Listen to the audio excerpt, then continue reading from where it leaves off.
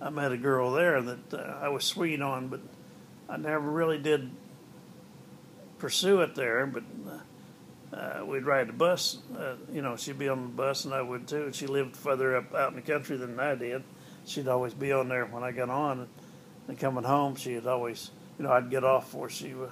But anyway, every morning I'd made sure that I had some juicy fruit gum, and I'd offer a piece of gum. And I never thought about that until here a few years back when my mom died. That when I went to the funeral there, well, she was at that funeral, and she mentioned that to me about me being sweet on her or whatever. But she married a friend of mine, and actually a friend of my brother's Ted's there, but I know him real well too. And as far as I know, their marriage is good as far as that.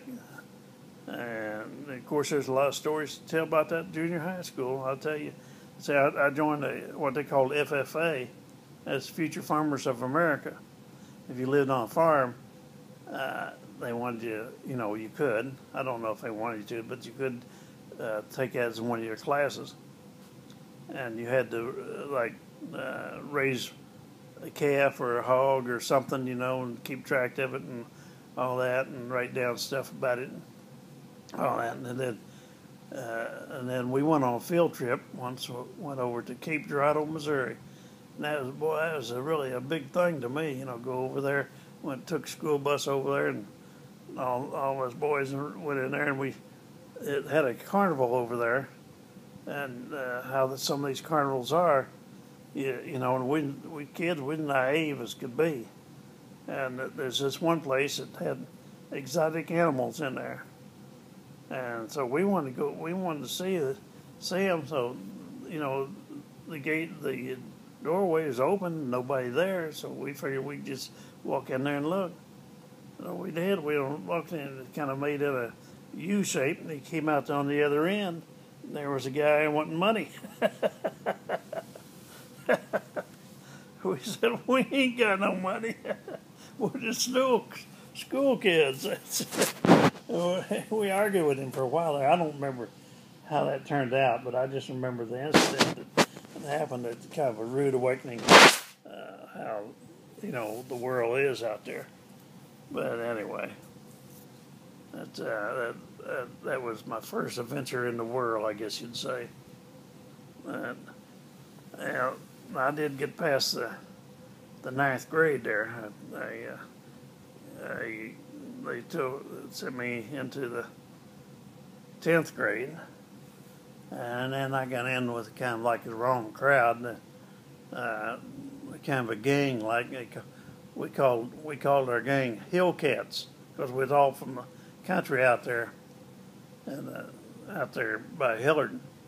And I guess that's how we came up with that name. I don't really remember how we did that, but anyway, we had jackets with our name on the back of it, Hillcats and Hillcats. But anyway, we thought we was somebody, I guess. And one day up there in school, I was walking down. Well, when going 10th grade, it was up here where the football stadium is. There, it was senior high there.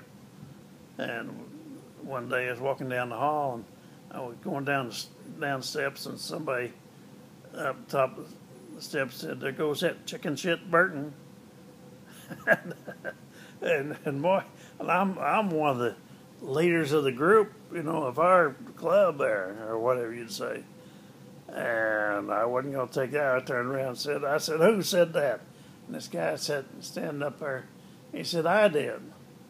I said, "Well, say it again." Well, he said it again. I said, "Let's just go out the door right here." I was right there by the exit door. I said, "Let's go out the door here, and we'll settle this right now." And we went out that door, and we started swinging fists at one another. And I don't know how it happened, but he either tripped or maybe, I don't know, but he fell down to the ground. I don't know if it was because of me or what, but anyway, I know he's on the ground. And he said he hurt his ankle, and that he couldn't do anything. He couldn't keep a fighting there. Said we should finish this after New Year's Day, which was getting close to Christmas anyway there. And I said, okay, I hadn't been into a scuffle like that at school before. And so his buddy, he was kind of, they had kind of a gang, but I don't know if they had a name to it or anything. But a bunch of his friends and everything kept egging him on and everything. But anyway, he had one of the guys that was big guy. He was, I don't know, almost make two of me. It seemed me like, but he probably wasn't that big, but he was bigger than me. And he said that, I guess I was walking around there kind of cocky about, made it look like I had knocked his buddy down and everything. And he said, well, me and you ought to go a few rounds. Well, he said it right in front of a whole bunch of people. I wasn't going to say no, but I didn't, I didn't think I could whip this guy at all, And so we went down in the corner of that hallway. There was, down by the boiler room, there was a little hallway, kind of like a, it just kind of had a doorway. Some stairs come down to the landing there, exit door on one side, and then another door to go into that boiler room. But it wasn't a very big place there. You couldn't get away from one another. And so we started swinging fists at one another, and somehow or another, he lost his balance, or maybe I caused him to lose his balance. He fell back in the corner, just not down to the floor, down just back in the corner. And I moved in to see what I could do by, and I swung at him. He caught my arm. And I swung the other arm. He caught that one.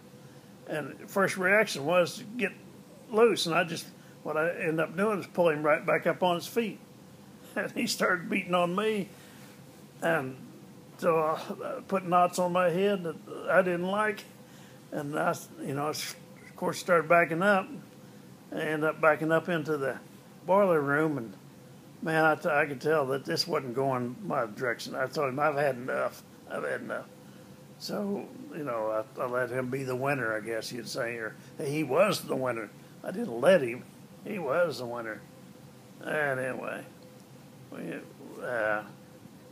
but the teachers found out about that, and they called us to the office and expelled us both from school. And he claimed that I went and told on him, but I didn't. I didn't tell him. I had too much, I guess, scruples for that. I wouldn't do anything like that. But anyway, that went on. Some of his buddies and some of my buddies got in some scuffles, a little later on there, and then after New Year's. Them guys kept on that one boy about what was he going to do about me, about that fight. And he said, okay, he'd confront me. And he came up to me one day. He said, I'm ready to finish that fight. He said, let's go across the highway to that church over there. We won't be on the school grounds that way. And they can't stop it that way. So we went over there and we started hitting one another with their fists there. And I'm thinking myself, this guy must be tough. He ain't, I ain't making no headway on him there. And then, I'm thinking, I ain't gonna win this fight. And all of a sudden he stopped and backed up. He said, I had enough. Said, I just wanted to prove to him that I wasn't scared of you. Said, that's enough for me. Well, that made me look good, so I was okay with that, So we went back over to school and went on to school that day. But, that's strange how things happen like that. And then, wasn't long that my mom got tuberculosis, or whatever that word is there, TB, and she had to go to Mount Vernon, Missouri, to some kind of a deal where they treated people for that, and they wanted to send me, but since there was 10 of us kids, and they figured that I would cause them most trouble, I guess. I don't know how they looked at it there. But anyway, I did have a cousin my age out there in Wichita, Kansas, so they sent me out there to my uncle's to stay out there while Mom was in the hospital. And I went, I finished, well, it must have been finished the 10th grade, I guess, or whatever. I don't remember how that is there. I'd have to think more about that, how that is there. But anyway, I went to going to school out there, and that was when I first got my first paper route. And I had to. They was going to take a vacation. My uncle worked for Boeing Aircraft, and they always went on vacation every year.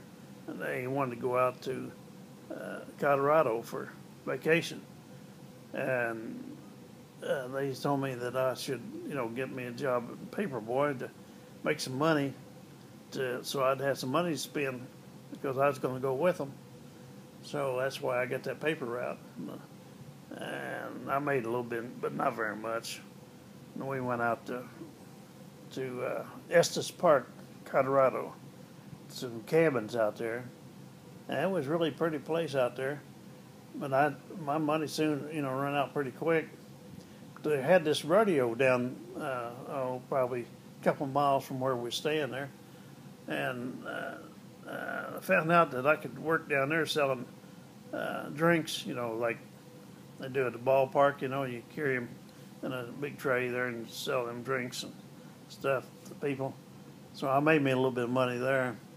Worked at that rodeo, and well, my cousin did too, but I noticed that he wasn't selling much. He was more into watching the rodeo than he was selling any sodas there. Of course, his mom and dad give him money, I guess.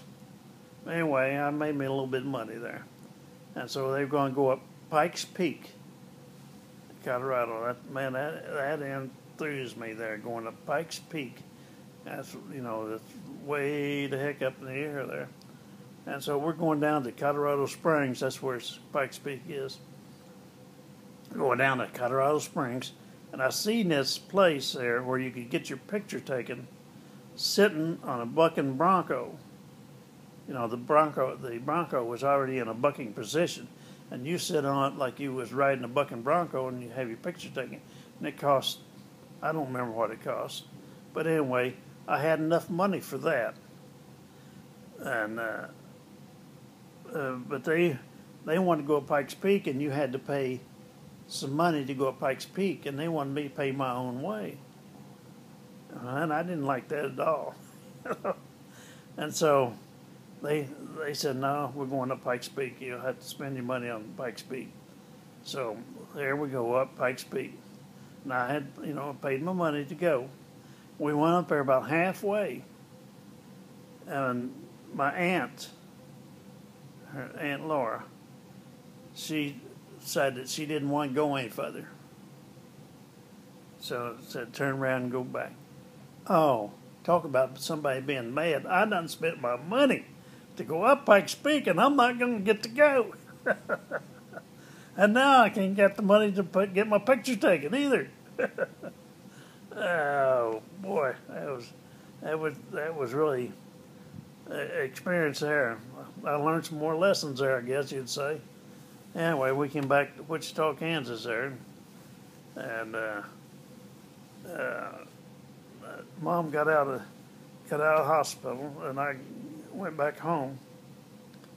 Well, there's some other stories there in Kansas I could tell, but maybe I can fit them in later. But I'm getting tired of talking. I gotta go change the water I'm watering my garden out there, and I need to go change that. So I'll do this more, but I'll sign off on coming back home from Wichita. Okay, All right.